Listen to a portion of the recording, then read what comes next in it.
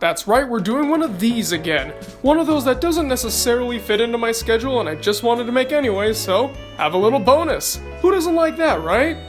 I've been a fan of Pokemon ever since I was in my first grade year. That seems to be when a lot of us get introduced to it. And a lot of the time, especially in this generation, people get hooked and never really let go. That's somewhat for me.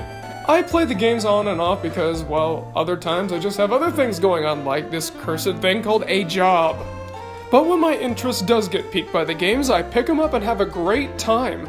In fact, my copy of Pokemon Diamond still has the same exact save file as I did when I first got it. Amazing, huh?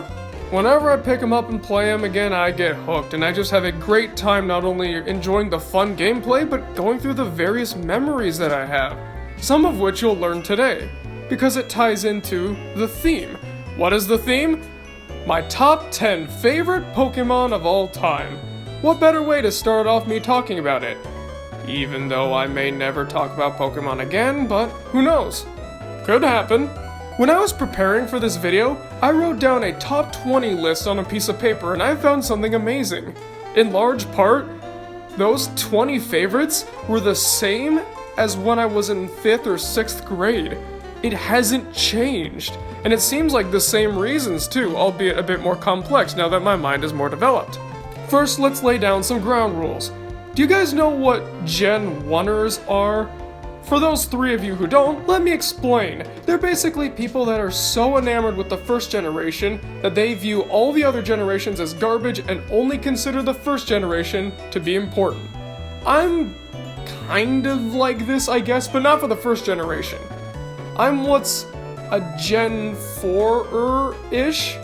Let me explain.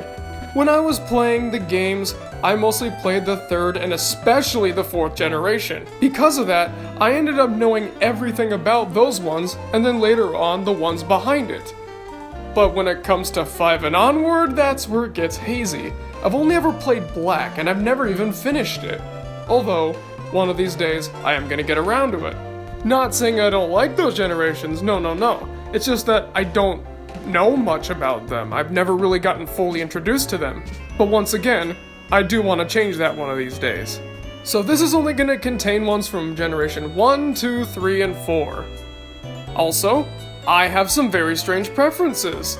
Not all of them are really conventional methods. Some of them could be for design, some of them could be for overall themes and concepts, and others, just straight up memories. And finally, this is my list. If you don't like the ones on the list, or you have other picks or whatever, that's totally fine. We're allowed to have our own opinions and views, and mine is not fact-based by any stretch, nor is yours. So let's not beat around the bush any longer. Here are my top 10 favorite Pokemon of all time. From generations 1, 2, 3, and 4, of course. Now, here are the honorable mentions. When I wrote out that top 20 list, I was actually going to make the top 20 list into a video, but for simplicity's sake, I cut it in half. These are the ones that didn't make it. Starting up here in the top left would be 11, and then we go on down to 20, in case you were wondering. Now let's get right into number 10. Camerupt. It's a camel with volcanoes on its back. I love it! Simply put, I love the design of this thing. Plus, I love that it's just kind of a tank to use. It's fun to use and fun to look at. Overall, a good time. But there's a lot of them that do this. What makes Camerupt so special? I'm not quite sure. Maybe it's because it reminds me of another one we'll be seeing on the list where it's always kind of stoic and grumpy looking, but if it gets too angry, it gets set off. One thing's for sure, you don't want to mess with a Camerupt. Here's one I think that you guys are actually expecting to top the list. Weezing. Weezing is not my number 1, but as you can see here, my number 9. Coughing already is a pretty fascinating one to me. It's a ball of pure toxin that has nothing but misery and sickness. But look at it, it's usually just so happy. Weezing, not so much. It's 2/3 if you count this little ball thing, coughing, mixed together. And as far as I can tell, they retain their own consciousness, similar to what happens to Magneton. However, unlike Magneton, it's not just 3 Magnemites stuck together, or in this case, coughing. This time, the coughing actually form a little bit differently. They get fangs, a slightly different shape, and a different look in their eyes. Alright, well, it's not a huge redesign, it is a nice little touch.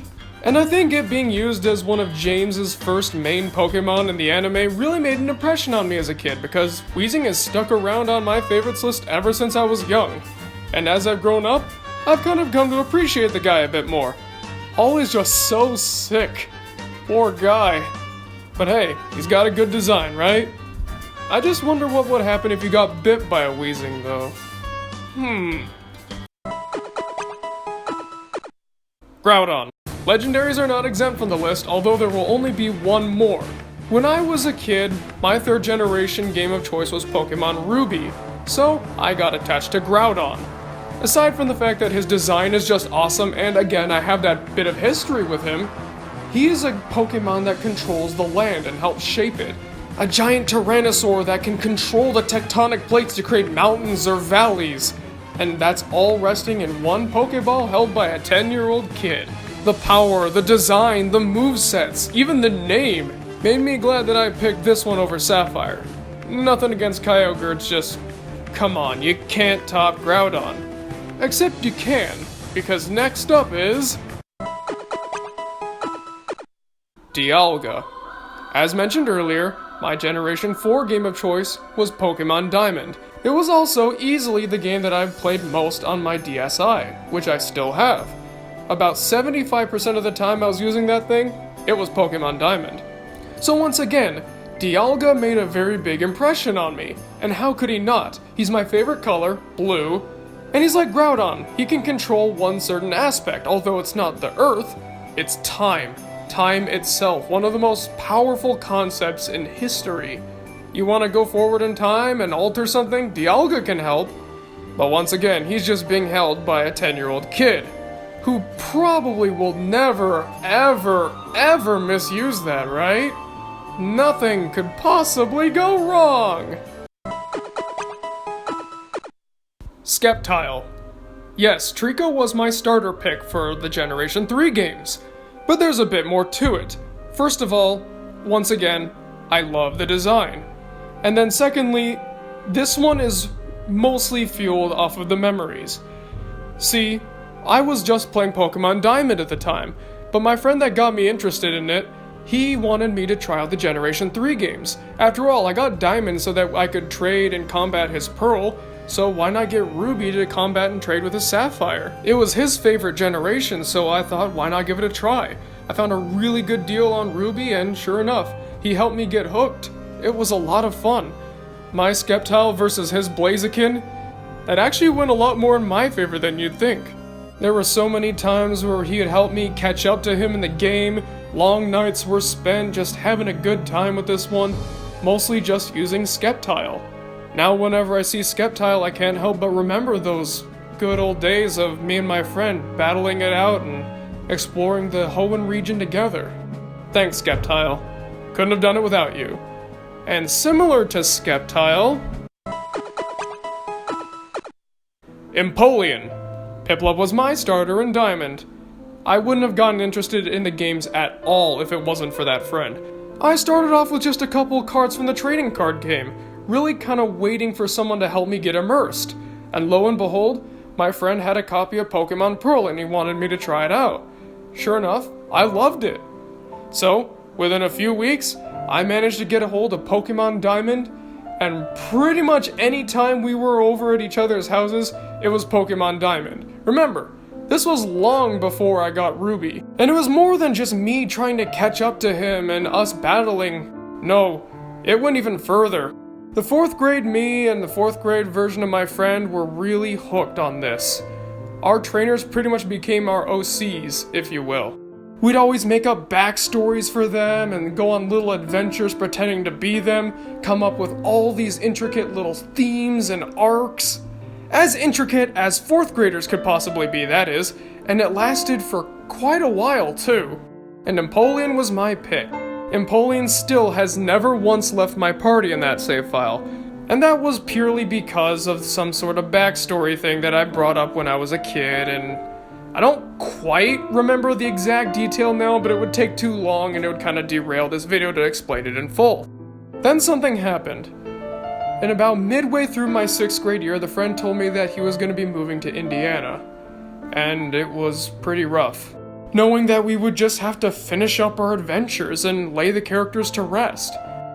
In my mind, I'd say we gave him a satisfying conclusion, but that didn't make saying goodbye any easier. It was pretty difficult, because aside from Alfonso, he was pretty much my best friend.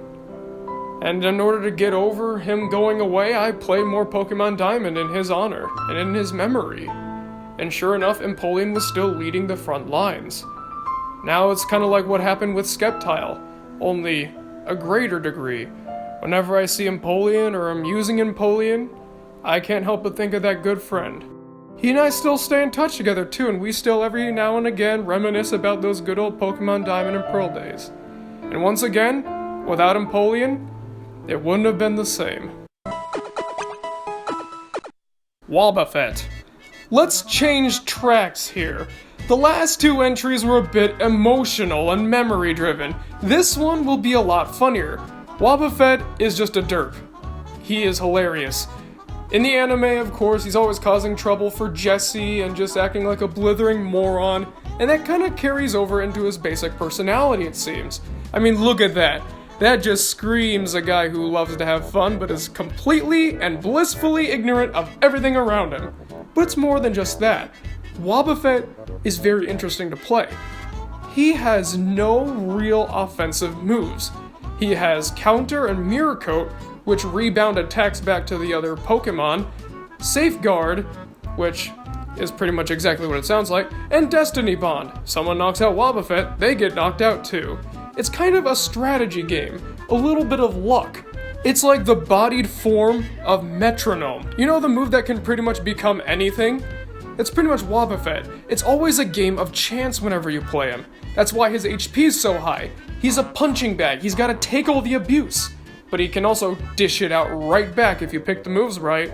I know a lot of people don't really like that about Wobbuffet, but I think it's fun, because I've never really engaged in tournaments or that heavy of competitive play, aside from that one friend of course. I've never really been bothered by that, so Wobbuffet is alright in my book. Clearly, he's at number 4. Gengar. This is something weird about me that you're gonna learn right here. When I was a little kid, and I mean really little, like kindergarten age, I'd always root for the villains. I don't like Peter Pan, I like Captain Hook. I don't like the Roadrunner, I like the Coyote. That kind of stuff like that. I always liked the villain. And when I was getting introduced into Pokemon, that kind of stuck. When I saw Gengar, I kind of saw him as the evil one. And seeing Morty's Gengar in the anime be this kind of hulking menace that Ash is struggling to overcome didn't really hurt either. As you saw from the honorable mentions list, Ghastly and Haunter were both very close to making it on, but Gengar was able to survive. He's menacing, he's mischievous, he's shadowy, he's all kinds of interesting little devious things, while not being outright evil. And once again, you can't go wrong with the design. And also, real quick, that theory that he is the shadow of a Clefable? Yeah, I buy it. Somewhat. Hariyama. First off, design, of course, but I think you guys would be expecting that by now. Something about Hariyama just interests me, and I think it's the color palette. It's just kind of pleasing to the eye.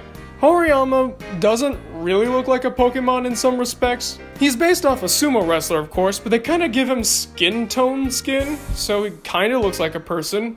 That is, if his head wasn't so misshapen, and his proportions weren't so off.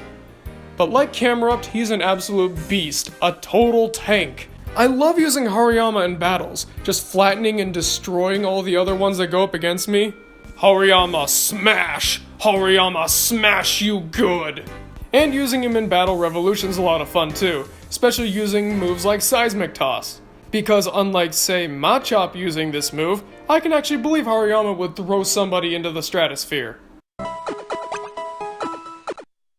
When I was in first grade, the big talk of the town was Pokemon.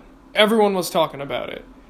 Even though my school frowned on it for certain reasons I might get into another day, the kids kind of had an underground ring going on where we all played it in secret. Well, everyone except me. I was one of the few guys in that class that didn't really know anything about Pokemon. And I wanted to change that. So I had one of my friends, who was not the same friend that I mentioned earlier, by the way, tell me a little bit about it. She showed me some of the cards, explained some of the concepts, and little by little I was getting some pieces together. But what I really wanted to do to help get that whole thing started was get my hands on a card. I didn't care which one, just a card. But not an energy or trainer though, because that's not a good card to start off with. But I wasn't quite sure enough that I liked it enough to buy cards. After all, even when I was a little kid, I was very tight with money. But then one day, it all changed. One day at lunch, I was eating these guacamole chips. They're basically just green Doritos with a slight spicy tinge to them. One of the kids found them really fascinating and weird, and I let him try one. And he loved them, and he wanted my bag. And he was willing to offer me something for it. I wasn't quite sure what he was referring to, but as soon as I saw him opening up his secret pencil pouch that he had, I knew he was reaching for one of his cards. And that was my moment. I knew this was going to be it. I knew this was going to get me hooked. I knew this was going to be the beginning of a long, eventful, emotional journey. And it was. Because he offered me a card, and I traded the chips for one of the cards, and the rest was history. It wasn't a good card, really. It was actually quite common. But I didn't care. I didn't know the difference at the time, and plus, a common card for a bag of chips? I'd say it's worth it. The whole way home, I was just looking at the card, awestruck, super excited, and also hiding my backpack so that the teachers wouldn't find it and confiscate it, because remember, they hated Pokemon. So, I got home, I told my friend that was telling me about Pokemon that I got the card, and then the rest was history. What card was that? It was a base set card for Voltorb. And ever since that day, Voltorb has been my #1 favorite. Without him, none of this would have happened. I wouldn't have really gotten to know that other friend very well. I wouldn't have gone on all those Pokemon Diamond and Pearl adventures with him. We wouldn't have bonded as tightly. I wouldn't have gotten some of my other friends interested in it, and I don't think I really would have ever gotten into it, really. Because the next year, the school kind of eased up on Pokemon, so all the excitement about keeping it quiet died down. And the new kids weren't really inducted into the culture we had. So the way I see it, if it wasn't for me getting this Voltorb card right then and there, none of this could have ever happened. I know the design is kind of cheap with it being a Pokeball with haunter eyes, but I still love it. I also love the concept of, again, being so stoic, but once something sets it off, kaboom! It explodes. Because Voltorb is seen as a bomb ball. The moment it gets angry, and it gets angry very easily, you will blow up. Along with it. Like Wobbuffet and Camerupt, it's one of those Pokemon that just has a personality built into it. The only reason that all the others are on here is because of this one, Voltorb. My #1 favorite Pokemon of all time, and always will be.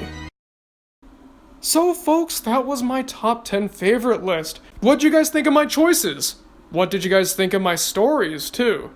I dug really deep into my past for that one, and I hope you appreciate it. And of course, who are your top 10 favorite Pokemon? If you even like it at all. Comment below and let me know, folks, because as always, I'm excited to hear what you guys have to say. You always have such interesting little things. Well, thank you very much for watching. Sorry this has been a bit of a long one this time. And I'll see you guys next time.